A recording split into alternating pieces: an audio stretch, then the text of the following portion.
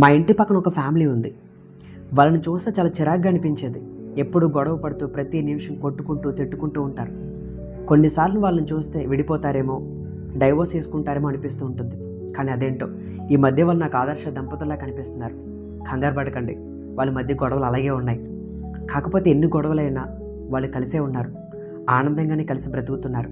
అసలు ఇదెందుకు చెప్తున్నానంటే, ఇప్పుడున్న యంగ్ కపుల్స్కి అంత ఓపిక ఉండడం లేదు.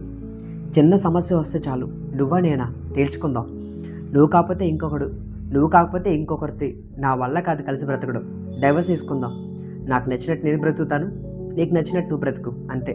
ఇది ఇప్పుడు పరిస్థితి, ఇది ఇప్పుడు కల్చర్. ఒక్క నిమిషం చాలు విడిపోవడానికి, కానీ కలిసి బ్రతకడానికి ఓపిక కావాలి, ప్రేమ కావాలి.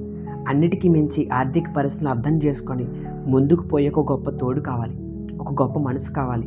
అవి మీకు లేక కాదు, చేత కాక కూడా కాదు, కాకపోతే కొన్ని పరిస్థితుల ప్రభావం అంతే. కానీ వాటిని కూడా తట్టుకొని నిలబడ్డారు మనకంటే పెద్దవాళ్ళు, ముఖ్యంగా మన అమ్మ నాన్న.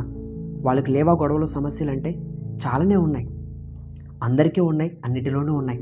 సమస్య లేనిది ఎక్కడ, ఇబ్బంది లేనిది ఎక్కడ. పని ఉందని బైక్ మీద బయటికి వెళ్తే మళ్ళీ సేఫ్గా తిరిగి వస్తామని నమ్మకం లేదు. మొదలెట్టిన వ్యాపారం లాస్ రాదని గ్యారంటీ లేదు. ఇలా చెప్పుకుంటూ పోతే చాలానే ఉన్నాయి. మీ పార్ట్నర్తో గొడవ పడండి, అరిచి గోల గోల చేయండి, కానీ విడిపోకండి, కలిసి బ్రతకండి. I love you more today than yesterday, but not as much as tomorrow.